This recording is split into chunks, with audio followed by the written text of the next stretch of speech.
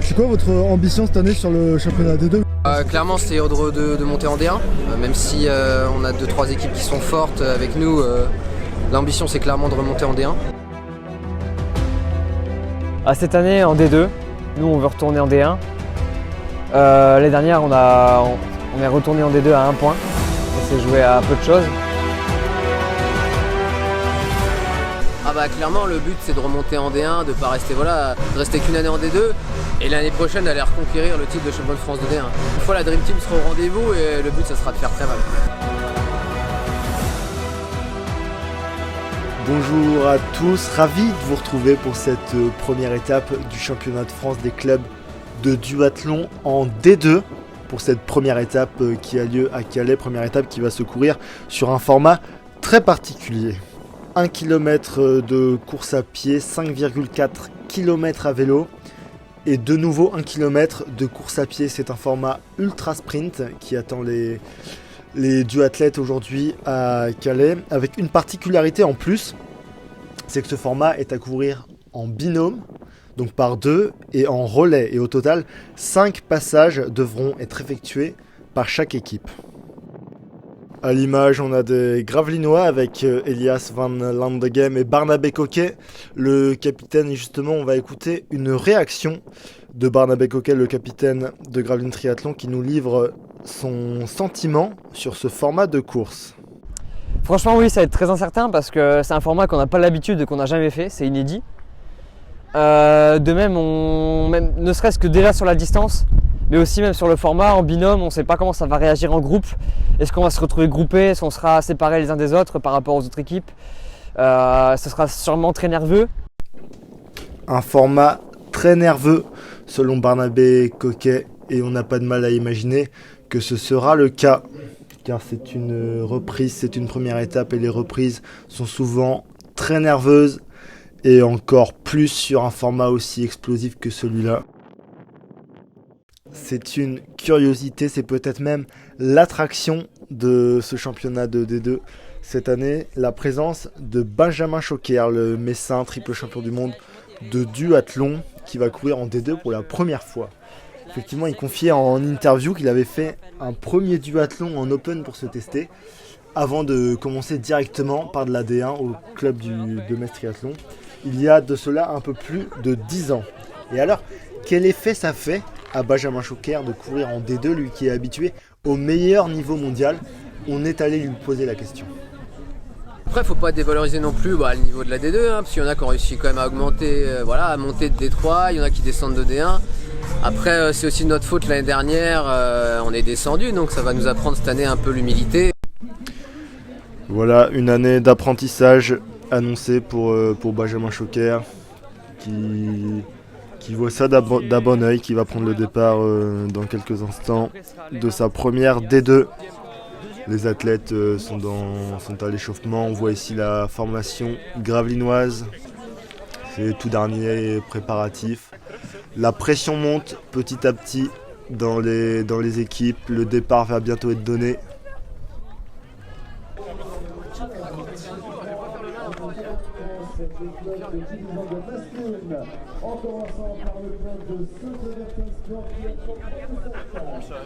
Un mot avant le départ là. Bon, on va tout donner là. Il y a les supporters qui sont là. Voilà. Ils vont arriver pile poil pour le truc, ça va être trop tard. Il y a une vraie faute, non, mais nous voit ça les gars, Les athlètes vont se diriger vers la zone de départ qui va être donné dans quelques instants. Ça passe d'abord par la photo d'équipe, puis l'accès au départ. À noter que les athlètes sont appelés selon leur classement. Donc sont appelés d'abord les équipes qui figuraient en D1 l'année dernière, comme le Metz Triathlon, comme Saint-Avertin, qu'on voit à l'image, avec Benjamin Choquer ici, Théo Tim Lawson à sa droite. On aperçoit derrière les coureurs du Versailles Triathlon et puis Gravelines qui était en D1 également l'année dernière. Et le Trivélos pour finir. Donc les 4 équipes de D1 sont appelées en première. Elles sont en D2 bien sûr cette année. Elles vont s'élancer dans quelques instants. pour cette première étape.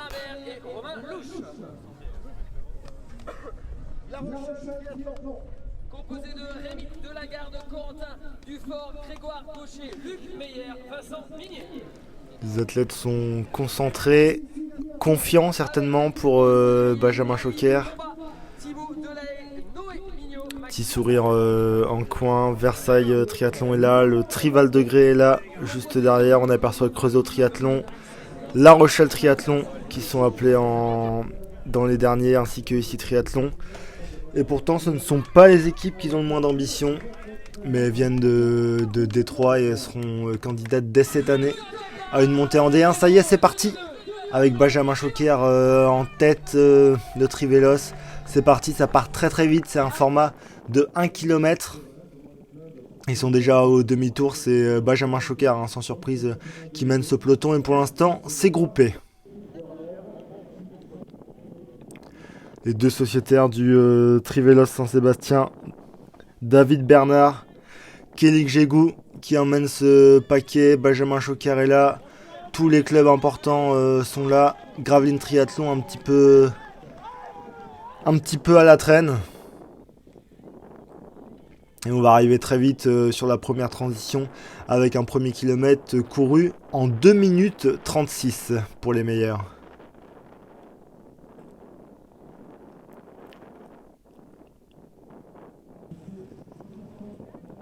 Et on se retrouve sur la partie vélo et c'est le Trivelos qui mène les hostilités. Kélik Jégou, David Bernard qui sont en tête de ce peloton juste à leur côté. On retrouve les athlètes de La Rochelle Triathlon, on retrouve Metz, on retrouve Creusot Triathlon. On aperçoit Benjamin Choquer bien caché au milieu du peloton. Pas sûr qu'il reste caché longtemps. Il l'a annoncé, l'objectif c'est de remonter en D1, donc tôt ou tard on s'attend à ce que le Metz Triathlon se dévoile. Et c'est un athlète du Trival de Grès qui ferme la marche. Alors que Noé Mignot est dans l'aire de transition. Que s'est-il passé avec le coureur de ici Triathlon? Que s'est-il passé? Certainement un ennui mécanique sur la partie vélo alors que tous les concurrents arrivent à leur tour dans l'aire de transition. Avec Théo-Tim Lawson pour Metz Triathlon, Benjamin Choquer avec Le Mans Triathlon qui va sortir en tête du parc à vélo. On aperçoit Gravelines avec Lennart van de Driche, Matteo de Smet et Eli Combat est là, Eli Combat pour le ici Triathlon. Noé Mignot a certainement eu un ennui mécanique et le règlement est très précis là-dessus lorsque les athlètes ne sont pas à 2 dans le parc à vélo. L'athlète qui est scellé doit attendre 45 secondes, c'est une sorte de pénalité avant de pouvoir repartir. Eli Combat qui est victime de cette pénalité, qui doit attendre.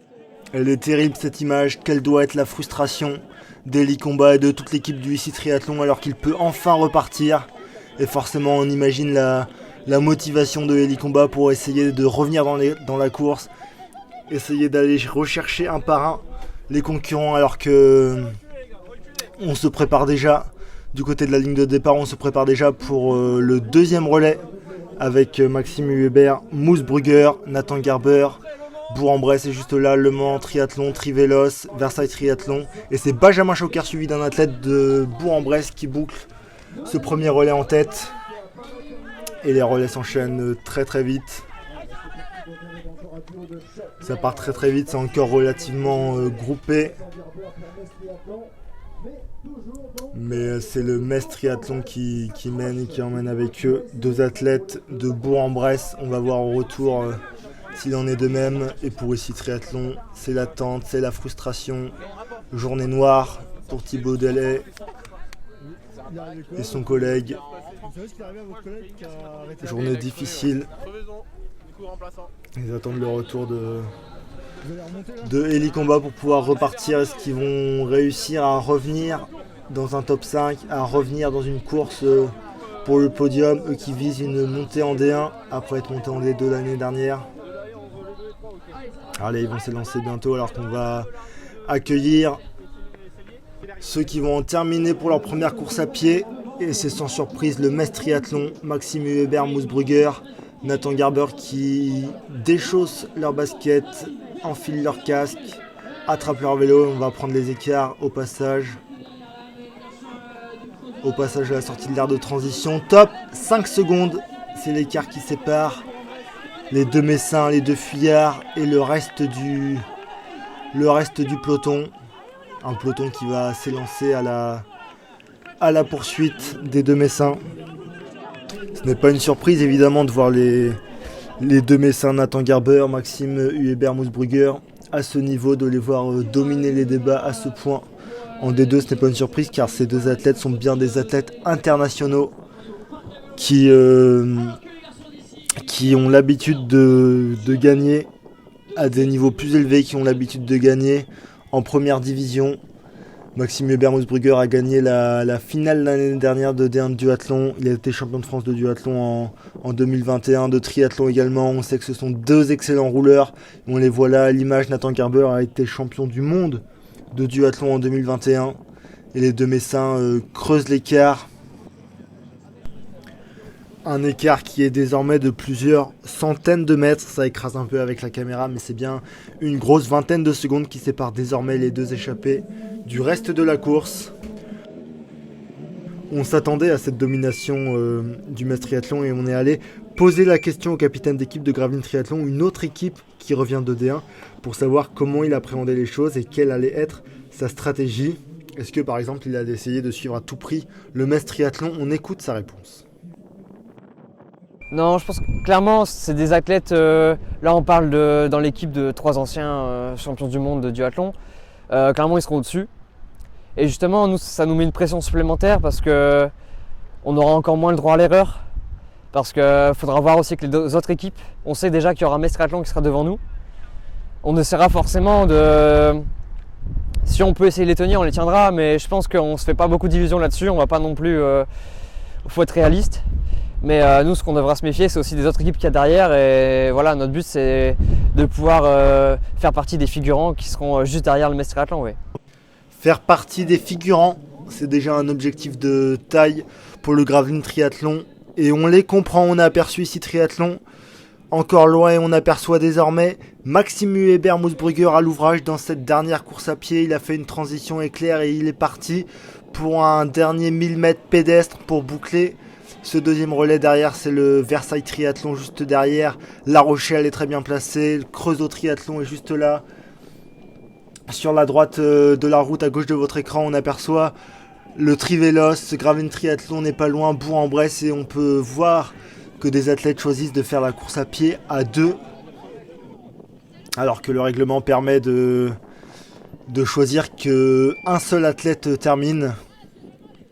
Mais on peut supposer que certaines équipes ne savent pas forcément choisir. Si deux coureurs sont plus ou moins du même niveau, on préfère partir à deux, et ce sera le plus fort naturellement qui passera le relais.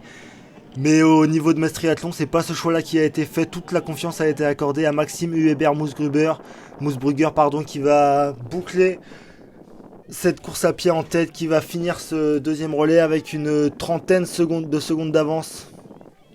Pour le Metz Triathlon, derrière, on voit les visages marqués par l'effort, marqués par la difficulté de ce format, alors que le Metz Triathlon est déjà reparti avec Nathan Gerber, qui a eu quelques minutes de récup, le temps que Maxime boucle son 1000 mètres, et Benjamin Choquer qui part avec Nathan sur ce troisième relais. Et derrière, c'est La Rochelle qui mène le peloton de chasse. Versailles Triathlon est très bien placé, Creusot Triathlon est tout à fait dans le coup aussi, Gravelines Triathlon est bien représenté, le Trivélos est encore au contact.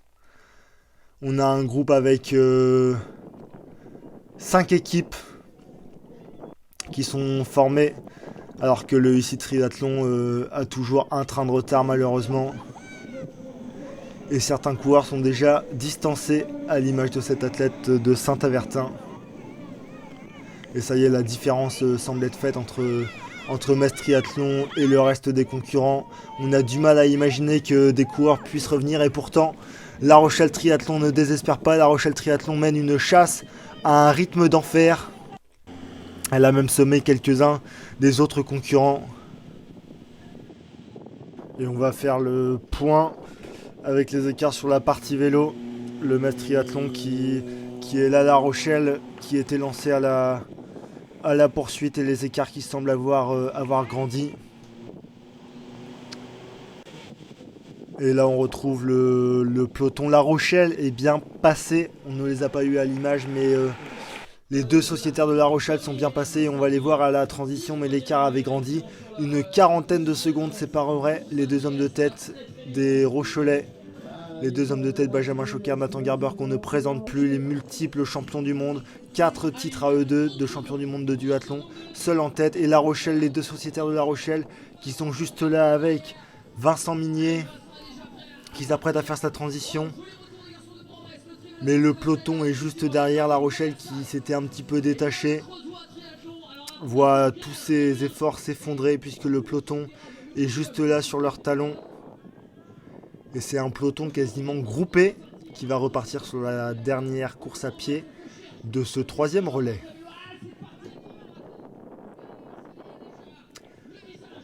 Avec Lennert, Van de Driche pour Gravelines. La foulée aérienne du Belge, recruté il y a déjà un an à Gravelines Triathlon, qui a goûté aux joies, ou plutôt à la difficulté de la D1 l'an passé. Et le Metz Triathlon bien installé en tête, Benjamin Choquer, Nathan Garber qui se paye le luxe de faire la course à pied à deux cette fois-ci. Et Maxime Hubert, Moosbrugger, Théo Tim Lawson qui prennent le relais et qui vont croiser leurs concurrents. L'avance est conséquente, environ 50 secondes d'avance. Et derrière, c'est la guerre qui est déclarée entre La Rochelle et le Trivelos. Une guerre sans merci car toutes les places comptent, avec Vincent Minier pour La Rochelle, mais c'est David Bernard qui est devant. David Bernard pour le Trivelos qui donne toutes ses forces pour finir ce relais en tête, boucler ce troisième relais. On voit les visages sont marqués, la lutte est acharnée de la part de toutes les équipes. Car le classement par équipe est extrêmement important, surtout pour les premières équipes. Au classement, c'est 2 points qui vont les séparer. 20 points pour les premiers, 18 points pour les deuxièmes, 16 points pour les troisièmes. Quand c'est comme ça, toutes les places comptent. Et pour ici Triathlon, ce n'est toujours pas la bonne opération, ce n'est toujours pas le bon jour. Avec 45 secondes de retard dès le premier relais, ils ont du mal à revenir. C'est plus dur quand on est seul sur la partie vélo, quand on est seul en course à pied, sachant que le vent est énorme, le vent qui souffle de face dans cette ligne droite retour vers le parc à vélo. Et là, ce sont déjà les coureurs du 4e relais qui en terminent, qui arrivent 2 par 2 pour prendre leur vélo, pour commencer la partie vélo. Et on voit que Gravelines Triathlon est un petit peu distancé. Gravelines Triathlon qui a perdu quelques mètres, qui a perdu quelques secondes sur le groupe de devant. Allez, devant, on a toujours le Metz Triathlon, Théo Tim Lawson, Maxime Hubert, Moosbrugger, qui desserrent leurs chaussures, qui vont en terminer pour cette partie vélo. Et comme on peut le voir, les poursuivants sont très très loin, tout au bout de cette ligne droite.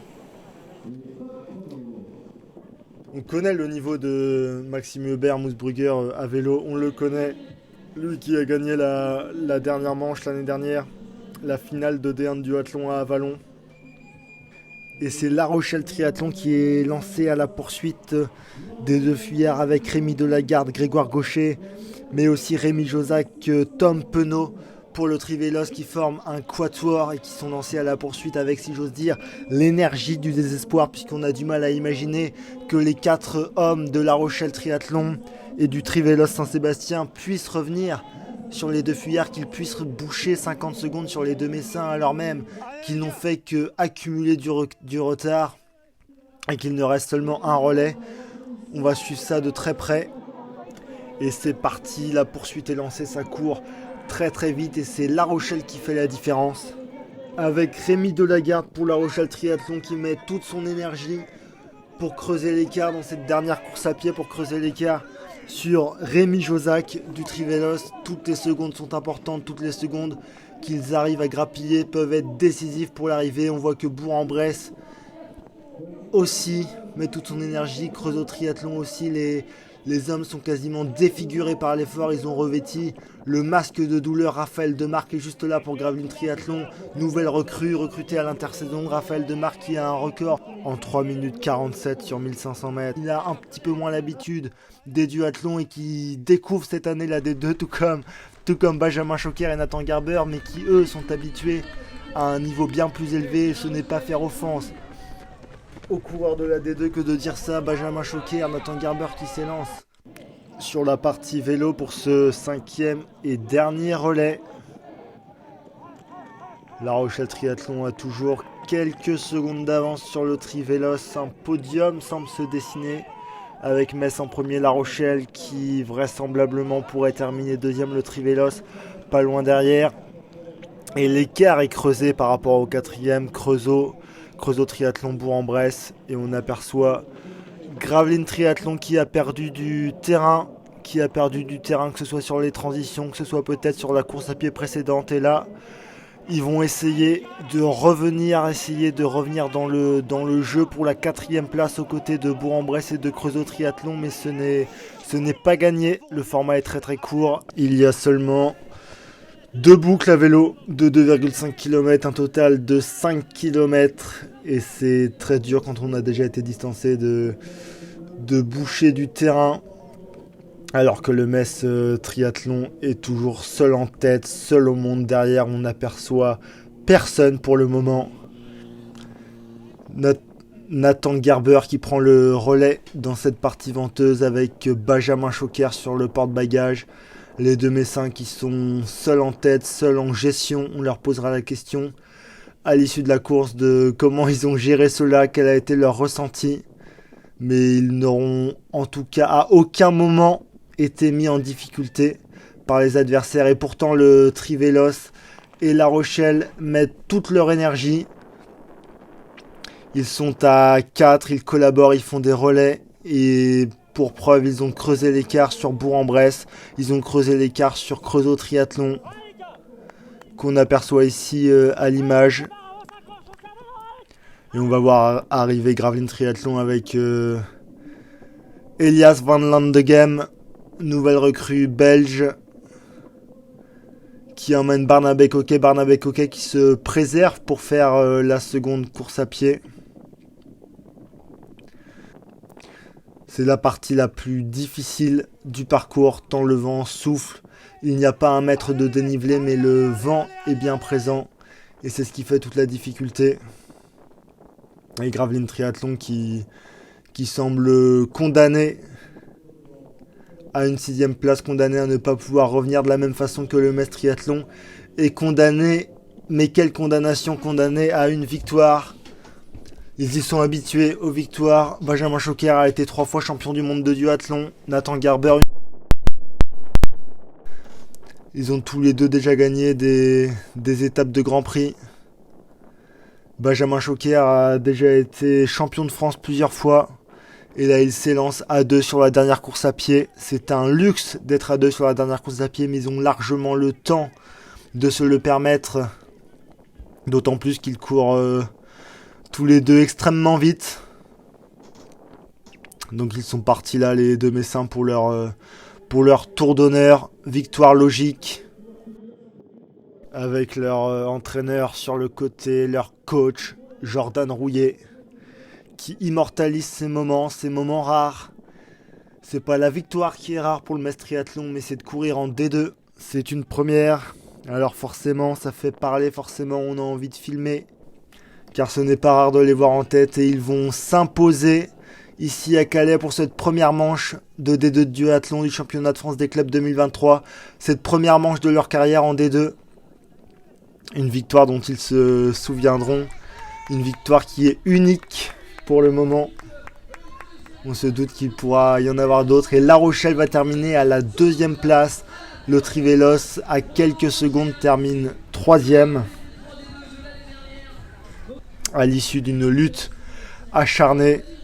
Et Bourg-en-Bresse pour la médaille en chocolat. Bourg-en-Bresse, Creusot Triathlon est 5e. Benjamin Choquer qui salue ses concurrents, qui a le sourire aux lèvres. Et Barnabé Coquet qui en termine pour Gravelines Triathlon. La Rochelle, les mecs, c'est solide. Ouais. Donc pour les prochaines, il faudra se battre un peu plus haut, mais c'est bien pour une entrée en matière. Ouais, puis là, le format, bon, c'est pas noir en bleu. Est-ce qu'il vous est possible de baisser le volume? Non, c'est vrai qu'on a fait le choix de faire deux binômes et en faire 1, 3, 5 et 2 et 4. Mais Jordan a voulu un peu s'amuser en mixant les relais. Donc c'était un peu intéressant pour nous, on n'était pas tout le temps avec les mêmes binômes. Puis finalement, tout s'est bien huilé. Tout s'est bien huilé, effectivement. Aucun problème pour les Messins, pas de pénalité, pas de chute. Et une victoire logique, une victoire qui était attendue alors qu'on revoit quelques images de la course. On est allé demander à Benjamin Choquer comment ça s'était passé. On est allé prendre la température auprès du triple champion du monde de duathlon juste après l'arrivée. Écoutez sa réaction. Fallait pas se voir trop beau parce que potentiellement il y avait quand même des gens qui pouvaient jouer avec nous et ça s'est vu au début sur les premières transitions. En plus sachant que beaucoup ont décidé de faire, de choisir de faire du vélo en basket avec les pédales plates, donc forcément sur les transitions ça joue. Nous on est parti sur le principe que le vélo en basket ça n'existe pas. Nous aujourd'hui vraiment on prenait ça un peu comme une séance d'entraînement. Ça fait un peu comme une séance multi-enchaînement pour tous et on avait fait en sorte de faire tourner les équipes et de tous bien jouer le jeu et de bien appuyer sur les relais pour essayer de... Nous on était au contact sur le premier et après le but du deuxième pour Max et Nathan c'était de prendre un petit écart et que nous derrière on n'est plus qu'à assurer le coup, quoi. Vous n'êtes pas étonné de l'écart que vous avez creusé avec les autres équipes? Vous vous attendiez à ça avant de venir? Sachant que quand même Nathan et Max ont un très bon niveau à vélo, voilà, c'est comme ça qu'ils ont creusé, puis forcément c'est hyper dur avec le vent qu'il y avait aujourd'hui. Dès qu'on a un peu de vent et qu'on s'entend bien et qu'on tourne bien, et si derrière tout le monde ne veut pas forcément rouler en groupe, ça permet de creuser des écarts.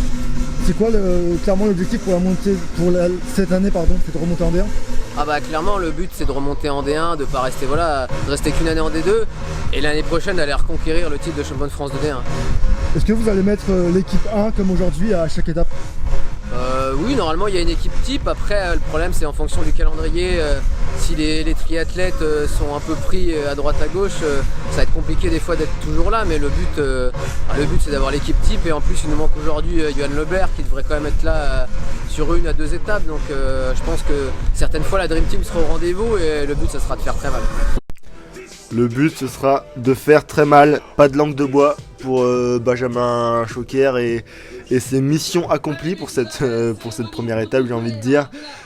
On n'aura pas d'autres réactions des autres équipes pour qu'ils puissent confirmer si effectivement ils ont eu très mal, entre guillemets. Évidemment ça reste du sport, on essaiera de recueillir des réactions à Mont-Saint-Aignan alors qu'on voit le podium avec le Trivélos Saint-Sébastien en 3ème position, le Trivélos de David Bernard, Kélik Gégou, Tom Penaud, Rémi Josac, Rémi Louvel, 5 hommes qui ont terminé ici en 3ème position.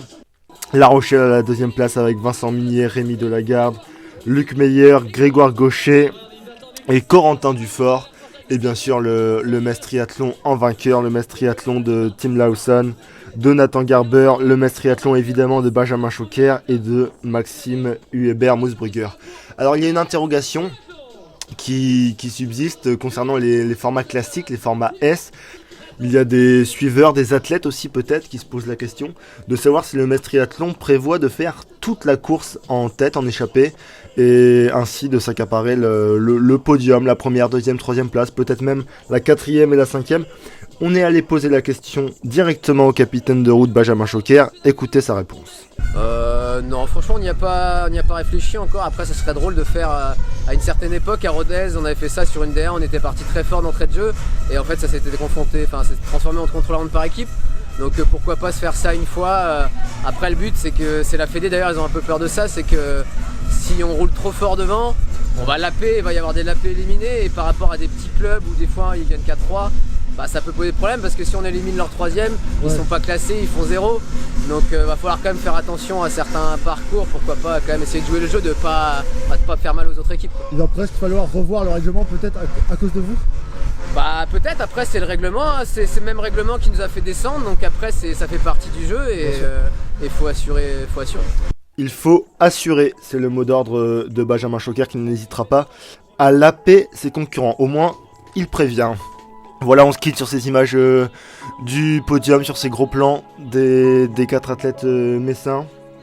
N'hésitez pas à vous abonner si ce format vous a plu, à liker, à commenter, voilà, c'est le seul moyen de m'encourager, c'est gratuit. Abonnez-vous à mon compte Instagram, Adrien GD Photographie, pour beaucoup plus de contenu, beaucoup de photos sur beaucoup d'étapes, y compris des championnats de France, sur des triathlons. Et je vous dis à très bientôt, certainement à Mont-Saint-Aignan, pour un nouveau résumé de la course de D2. Merci de m'avoir suivi, allez, au revoir.